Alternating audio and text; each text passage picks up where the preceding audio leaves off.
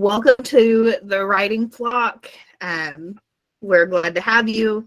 Today we're just going to chat a little bit more about what the writing flock is, who we are, and what you can expect. We hope you will join the flock. Maddie, I'll let you go ahead and start. Why don't you chat a little bit about what the writing flock is and where we plan to go? Okay, so the writing flock is a virtual support workshop and group and community. We are kind of present across pretty much all the social platforms, Instagram, Facebook, Pinterest, TikTok, and we're also planning to start a Discord server as well because we want to foster a community where other authors, published, unpublished, people who are aspiring to be published, all that stuff is going to where everybody can just kind of come together, talk, help each other out, and learn. So we're going to be doing these vlogs here on YouTube, and we're also going to be doing live content on things like Instagram to teach different classes, share our experiences, talk with other authors, published and unpublished, traditional, indie, basically everything we know about the industry and have yet to learn.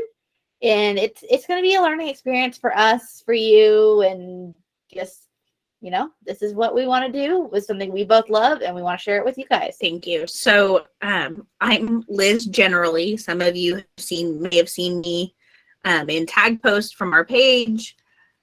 I write primarily sports romance and paranormal romance, kind of going back and forth depending on my mood. I have way too many works in progress, but the most current one is Never Gonna Let You Fall, which is a contemporary sports romance about a CEO and the captain of a fictional hockey team, a pro hockey team, where they kind of meet and you get your insta-love moment where he sees her from across the room and just knows he has got to get to know this woman.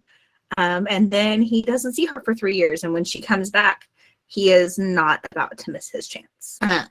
Maddie, what are you working on? Okay, so the one you see on your screen is, like Liz, one of many. This one is Siren's Bounty. Generally, most of what I am writing is fantasy romance. Some might lean more paranormal romance if you really want to be super genre specific, but fantasy romance encompasses all of it. This one, I started this one in Nano last year, didn't really do a lot with it. I can't give you more of a summary other than it involves pirates and mermaids, because sirens. And it is very much not a contemporary thing. It's got kind of, it's a fantasy world, but the elements would be historical for Earth's timeline, but we're not on Earth's timeline. So all right, Maddie, you tell how we met a lot better than I do, so I'm gonna let you tell that story, because speaking of insta love. Oh, true. So we are the same person, quite honestly, just 6 years difference.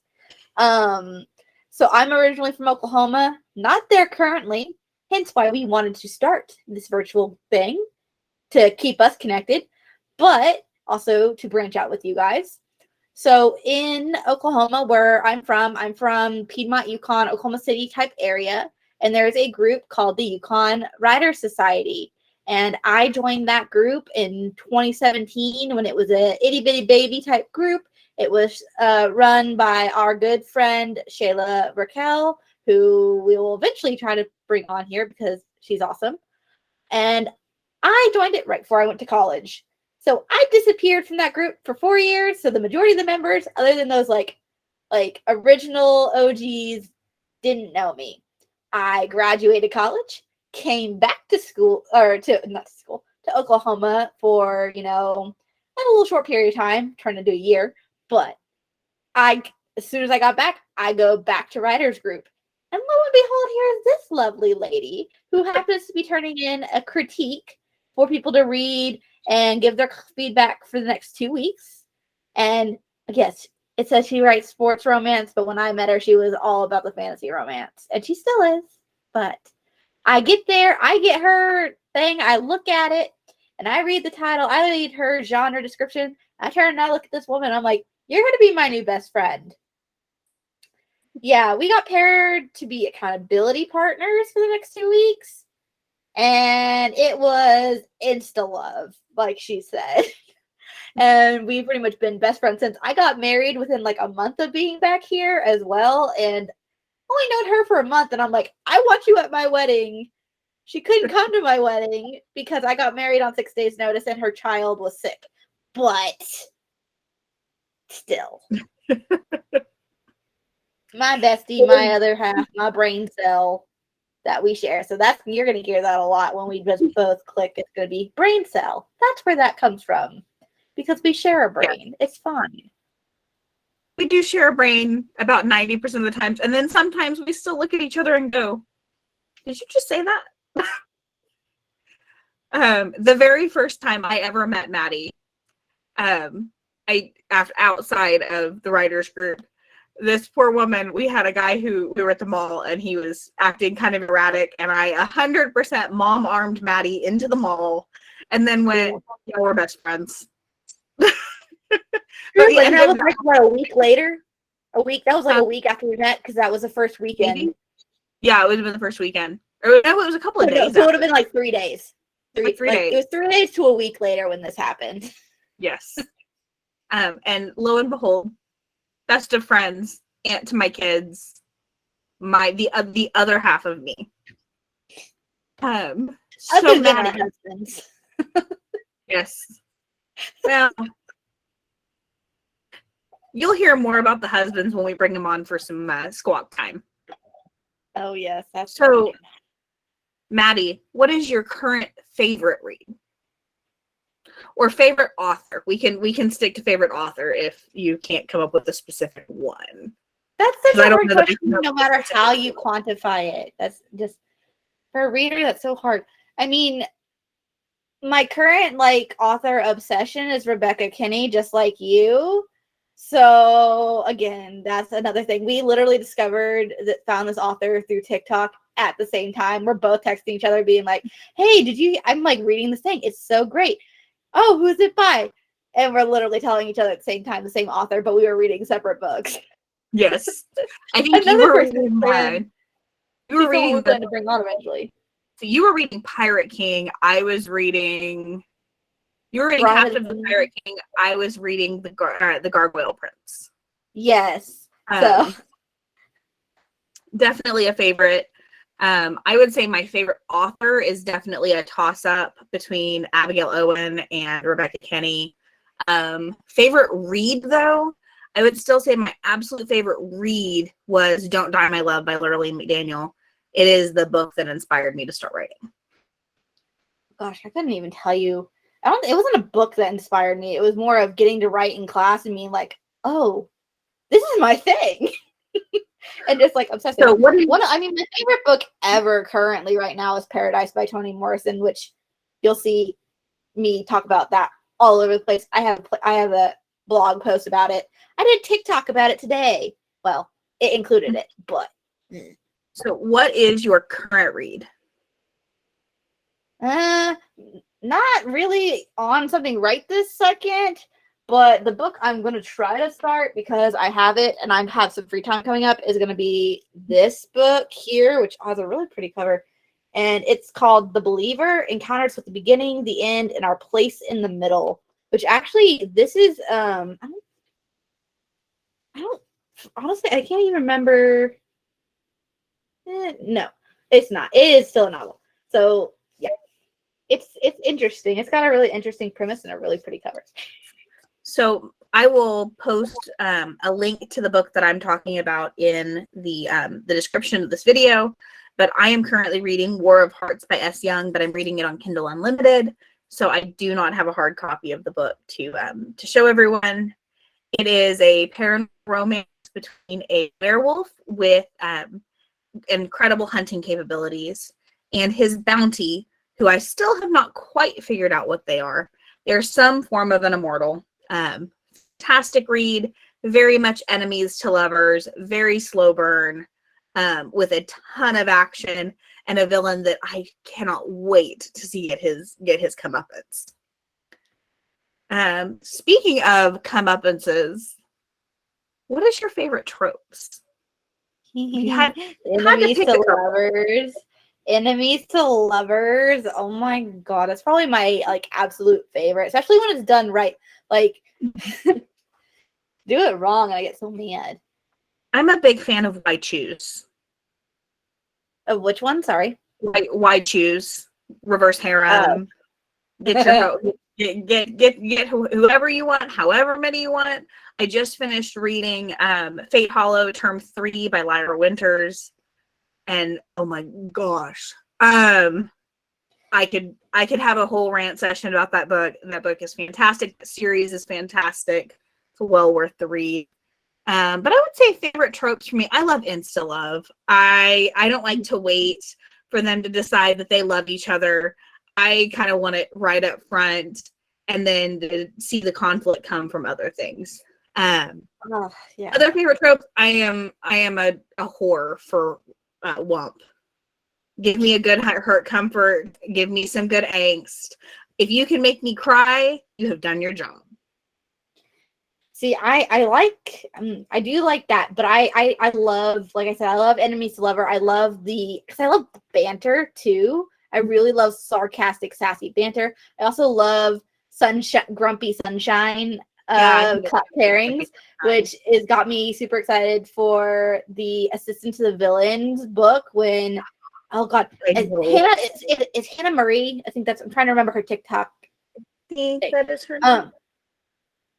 Yeah, but any of you guys who are really all over book talk and the skits and stuff, I will link her. We will put her in we'll put her TikTok in the description. Everything we talk about will be in the description. You'll find links. My book, the book I'm talking about, her book, our sites, everything. Yeah, but I'm so excited because it is the ideal. It's not enemies to lovers, but it's like, but it's still got a lot of those things. It's got the banter. It's got, this sort of. I also love oblivious. Like when one character is just so obviously like oblivious to somebody's love and care, they just chalk it up to something else. I'm like, oh no, that's not what it is. Oh, you know what else I can get behind is marriage of convenience. Yes, I can get behind a good marriage of convenience, especially if it's the ones where they're like, no sex, no spicy time, not gonna happen, and then you're like, no, 2 chapters in, we're good. Yeah. What do you read outside of your genre? I read a lot of things outside my genre. I would say the most recent, totally outside my genre, is probably the last Homeric Holocaust book. It's been a bit. Yeah, I did read the Monday Morning Habits. So the book that I was showing you guys a minute ago, this one's outside my genre. This is like a contemporary thing, which I like contemporary too. I read kind of all over the place. As far as like, if I was saying reading nonfiction, I'm really weird about reading stuff about religion and religion-based stuff because I have a degree in religion. That's also part of why Paradise is my favorite, because I've read it during classes, and that's part of what really interests me about it. But the most recent outside my genre thing that I have read that I can say anything really about, which also on my desk, is Hey Whipple, Squeeze This. I read this as part of, and it's, wow, thank you, Google. There, it's at an angle, you can see it. This is a book about advertising and marketing industry and kind of stuff like that. And I read this because I just finished a internship with a pharmaceutical creative agency where I did copywriting. So that's another thing. If anyone's interested in that kind of writing, we can talk about that too at some point. And we'll be talking about too how that applies to being an author. What's your favorite writing resource? My copy of said resources right here. Got Dreyer's English. That's a great one. Mine would be the Emotion Thesaurus. That's another wonderful one. This is a Don't Live Without piece of resource. And then also a plug for our friend Shayla. Her book, her book about author branding, is another favorite. I don't have that one on hand. I don't know if you have it or not. Not on hand. It is in the tub of books, because I don't have an aesthetic bookshelf like some people. Not this person, but other people. I was going to say, let's get real here. You've seen my room. No, I wasn't saying you have the aesthetic bookshelf. I would like to have I am not a lovely book talker with the excessive, beautiful bookshelf. Although some of them I'm like, that's pretty, but I would never be able to find my books. Yes, yep. All the ones I can't handle the ones that they have the books all turned around the wrong way. No thanks. I'm like, do you read or do you just want to look like you read? Same with the rainbow ones. So pretty, but I'm like, but your books aren't together. Yeah. Let's see. What can you read with a straight face? Fluff or explicit romance? Explicit all day. That don't bother I me. can read Once I go, just like I get so like I started melting in my seat. If you get me a really sweet fluff scene, I am gonna start going. You're gonna see me like wiggle in my seat and squeal, and I can't read fluff with a straight face. No, I can't read fluff in public. Little girl. Mm-hmm. All right. Well, why don't we jump in with this or that? This or that. Ebooks or physical books? Oh, I used to be such a snob about it, and it had to be physical all the way. But now it's like whatever is convenient, which tends to be ebooks, because it's like I always have my phone on me. Although I usually carry also a giant purse, so I can carry my books or my notebook or whatever. But it's usually ebook anymore. I definitely trend towards ebooks. As much as I love physical books, I can read a book or two a day sometimes. And if I was to try and buy a physical book every single time I wanted to read something, first off, I would lose interest the second it came in because I'd have already read it on the ebook. I'm impatient by nature. But also I would overflow our house even more than it is with books because I just cannot continue to keep that much space. My husband although someday I will have the library of my dreams in our dream house. Yes. When you do read a book, do you like paperback or hardback? See, I love hardback, except I hate dust covers. I have to take them off. As an author, I can't wait to see my first hardcover. But as a reader, I buy paperbacks because I love the portability of them and they're a little lighter. True. Paranormal I like romance, that, except for mass market paperbacks because they fall apart too. Yes, yeah, they do fall apart. Contemporary romance or paranormal romance? Paranormal. That's my preference. Depends on the moment for me. I would say I'm probably more of a paranormal romance reader. But lately, I have been on my hockey romance kick, and a billionaire kick, a rock star kick, and I can get my rocks off there too. So, only one bed or enemies to lovers? No, you can't make me pick between those because those two go together. Those two go together. They can't compete. They can compete. No. I'm only one bed bed fiend. I love that trope. I think that trope is amazing. Well, I mean, I already answered this earlier. Obviously, enemies to lovers, since that's like pretty much my number one trope overall. How dare you take away my ability to pick one bed? But fine. Closed doors or spicy scenes? Spicy scenes. I've outgrown closed doors. I'm just not into it no more. I can go for closed doors if they're done in such a way that it leaves my imagination running. But generally, I trend towards more explicit, spicy romance simply because I like the adult themes. Yeah, I also tend to be like that too because they tend to be closer in age to me and they're somewhat more relatable to my experience in a lot more ways. Yeah. Insta love or slow burn?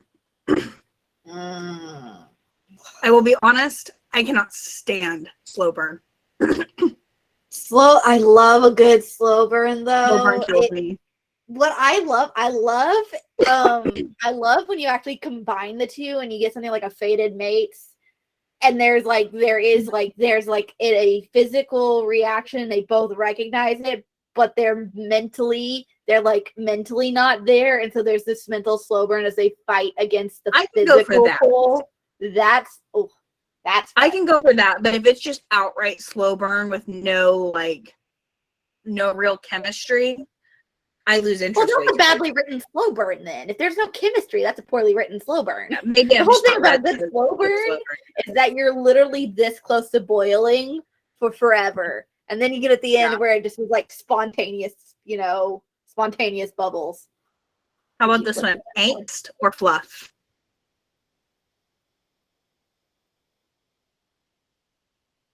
Generally, I like fluff, but I can really enjoy angst too. I'm an angst queen. I love writing it. I love reading it. I'm angst all the way. Please give me something that makes me feel something hard. I want to cry.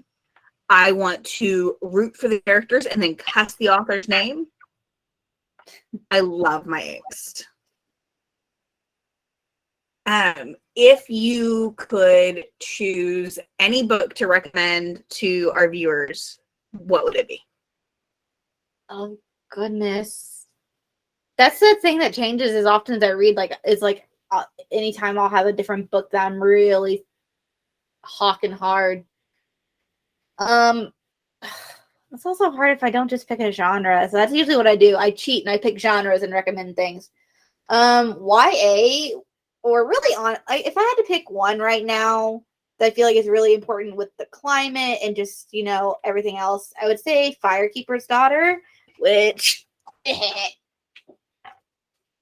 I did a TikTok earlier, so I dug out my books. This is Firekeeper's Daughter, and I have to put it at an angle so Google doesn't try to put my background over it, by Angeline Boulley. So Indigenous author, Indigenous and mixed white and Indigenous characters. I feel like it is really important for talking about kind of cultural experience and the issues facing the Indigenous communities. Also just a really great book kind of about coming of age and just dealing with the conflicts between, doing what's best for your community versus doing something that your community, like, in such a way that your community may not realize it. Like, it deals a lot with drug addiction and interference from police, and then minority communities and Indigenous populations, there's not great relationships with police. So even though it's like one might be trying to help the other, it's like, how do you do it in a way that, you can help without also ostracizing yourself? The main character is also mixed, Indigenous and white, and so she's actually, for most of the book, is not a tribal member. So there's also that issue that's being debated through it, and it's just great. It was a debut novel by Angeline Boulley, who she was the former director of the Office of Indian Education at the U.S. Department of Education. She's also got another book that I think that she's in the works right now. I believe I saw that on her Instagram. Yeah. I'm going to go the opposite direction, which is something I absolutely love, which is the Fire's Edge series by Abigail Owen.